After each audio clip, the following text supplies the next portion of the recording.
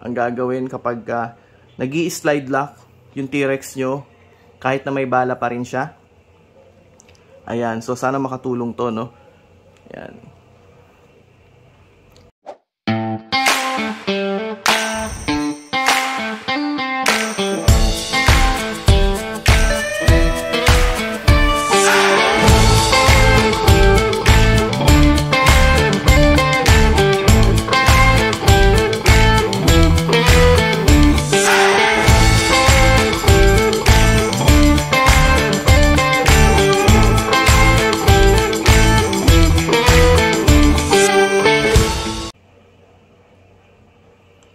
Good day everyone, welcome to Marvino Carissa Vlogs. And today, lalagyan natin siya ng recoil buffer. Diba? Yung ating high kappa WE T-Rex 5.1. So nag-order din tayo no? Ngayon dumating na. So ito. Ayan, ito yung recoil buffer natin. And on our last video, so ginawa natin, diba? Nilagyan natin to ng recoil spring 150%. And then, yung hammer spring. Tsaka nilagyan rin natin siya rito ng hammer protection pad. Okay? So, yun. Tanggalin muna natin yung mag. Ayan. So, buksan muna natin tong recoil buffer. So, in-order natin siya sa Airsoft PH sa Lazada. Yan. So, buksan natin.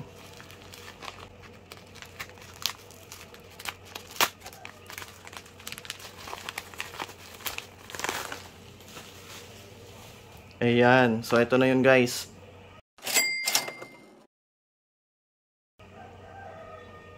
Recoil Buffer Pro. Okay. So, bakit ba kailangan ng recoil buffer ng ating high kappa? Ang stock kasi nito, isang maliit lang na na buffer niya, 'di ba? Yung recoil buffer. So, may tendency kasi yung iba, almost lahat ng WE T-Rex high kappa is nagsi-slide lock pa rin siya kahit na may bala pa rin siya or may BB pa rin siya. Okay? So, para maiwasan natin yun, dadagdagan natin siya ng buffer.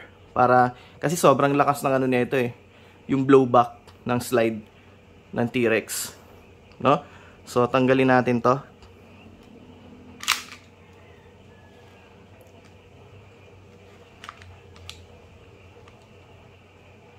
Ayan.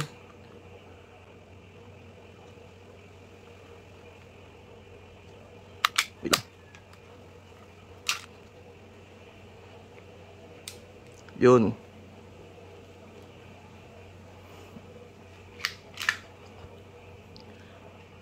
Ito sa last video natin, pinalitan natin siya ng recoil spring 150%. Ngayon, ito naman yung papalitan natin. No? So, tanggalin muna natin to.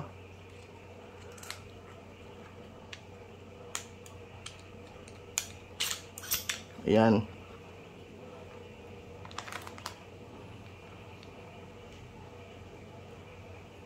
Ito yung stock niya. Ito. 'Di ba? So manipis lang. Okay? So buksan na natin 'to.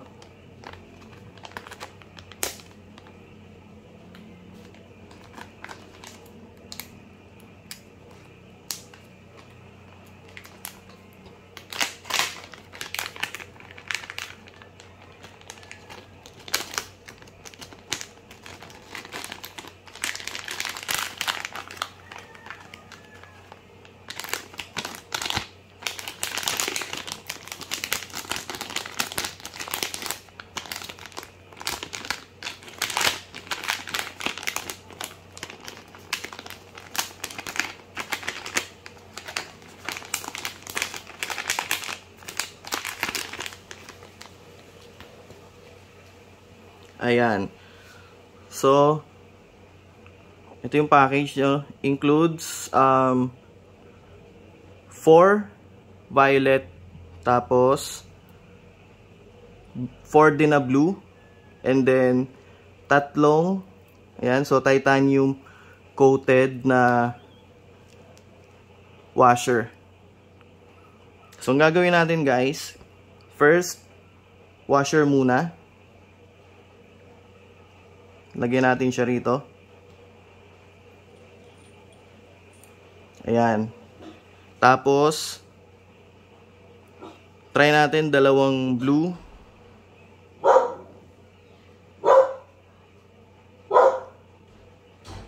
Yan, dalawang blue, dalawang violet. Yan. So dalawang violet.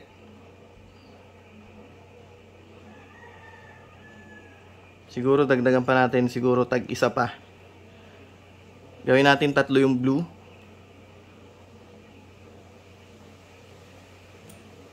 Yan.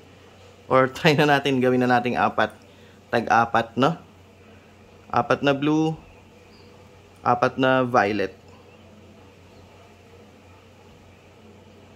Yan. And then, lagay na natin yung dalawang washer. Okay? Yan. So, yan na siya. Saka natin lalagay ulit yung recoil spring. Yan. And then, itong recoil guard, I think. So, sana kaya niya, no? Magkasya pa rin siya rito. Let's try natin. Magkakasya pa rin ba siya? So, hindi siya kasya.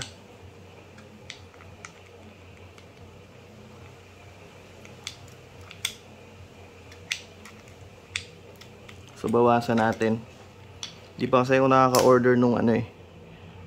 Mas maliit nito, yung 4.3.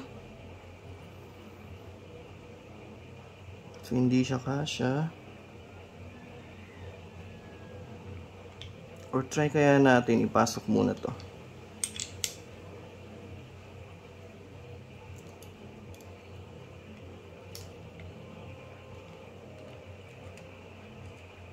Hindi rin talaga siya kasya. So, bawasan natin, no?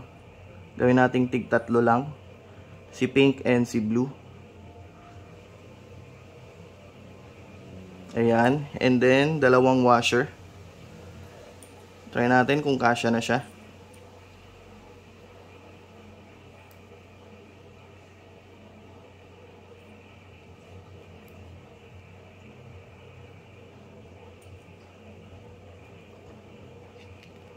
Meron rin kasing nabibiling recoil rod na 2-piece. So, kinakabit lang siya.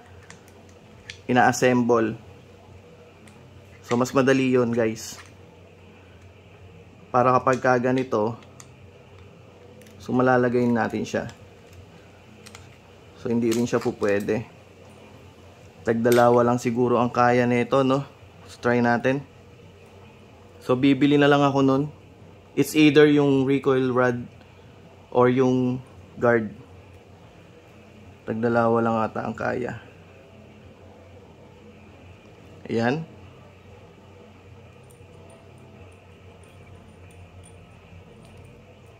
So, testing na natin.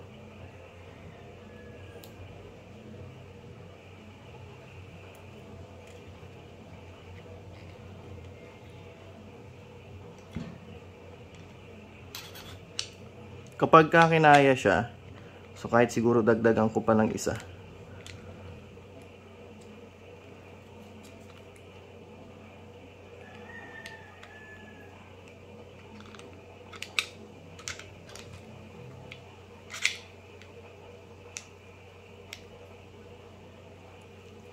Di pa rin siguro kaya. So kailangan talaga natin bumili rin nun or i-upgrade yung recoil rod or ito yung guard. Bawasan natin tong washer na isa. Try natin.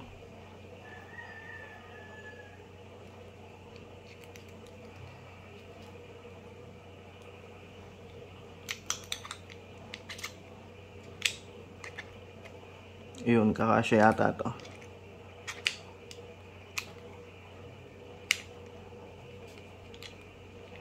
Yun. So, kasya. Binawasan ko rin ng washer. So, ito na siya, guys. Diba? So, kanina, ganito siya eh. Ayan. So, parang nadagdagan siya ng isa pa, no? Ayan. So, bali, isang washer, una. Ayan, sa umpis sa una. Then, dalawang blue, dalawang violet, isang washer ulit.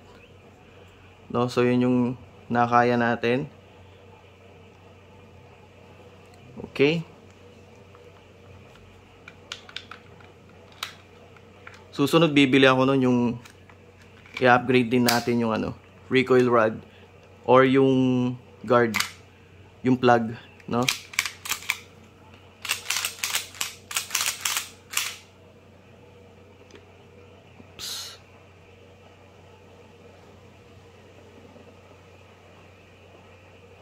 Ayan, so ilagay na natin to.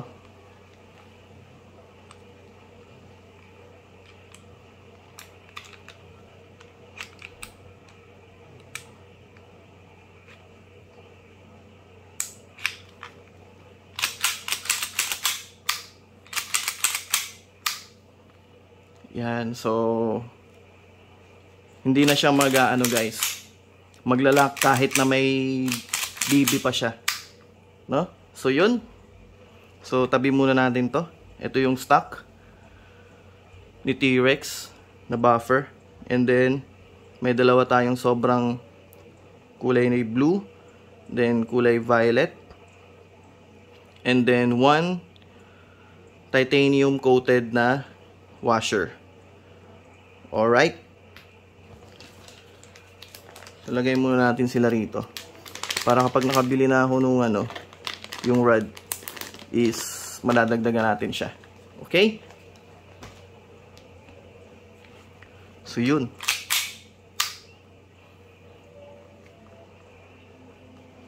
Tingnan natin yung niya. Tingnan natin yung recoil niya. Yan.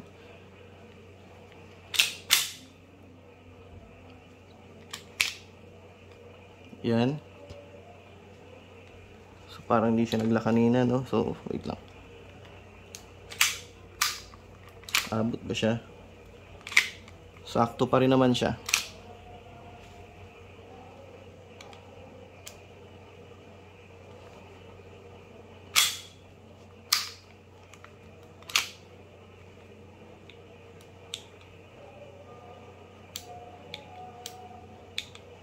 Sakto. Pero parang hindi nag-lock yung mags kanina, yung magazine. Oh. So, bawasan siguro natin. Bawasan natin ng isa. Yan. So, yun guys, no? Kasi gusto ko pa rin na naglalak pa rin siya. Gusto ko na naglalak pa rin siya kapag wala na siyang bala. So, ayoko nung short stroke. Tapos, hindi mo alam kung may bala pa or wala na, pero putok ka pa rin ng putok. Diba? So, siguro ang idadagdag ko na lang is washer. Papalitan natin yung pink.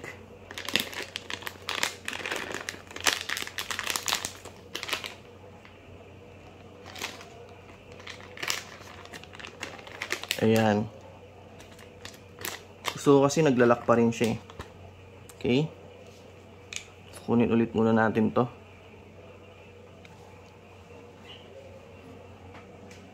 So, ito, no?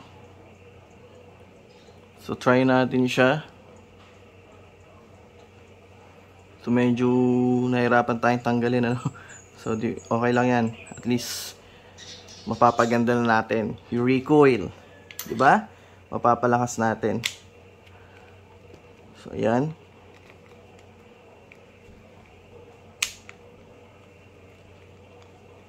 So, yun. Testing na natin siya kung kaya na, no? Yan. So, tingnan natin kung naglalak na ngayon siya. Kasi kanina,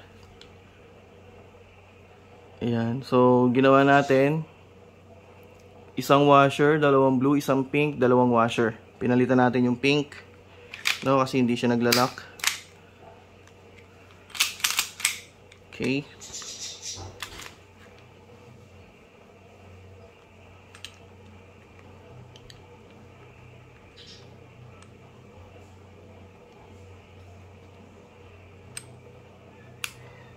So, yun yung sinasabi ko, guys. Kung gusto nyo nang naglalak pa rin yung slide nyo, every time na wala na siyang bala, huwag nyo isasagad. Okay? Tulad nyan. So, try natin. Ayan, o. So, nag-i-slide lock pa rin siya. No? Try natin. Tingnan natin yung recoil niya. Wait lang. Alisin lang natin to.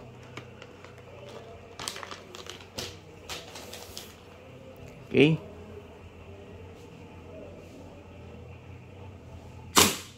Okay. So, pansin nyo, guys. Nabawasan yung recoil niya. Diba? So, yun, guys, no? Ayan.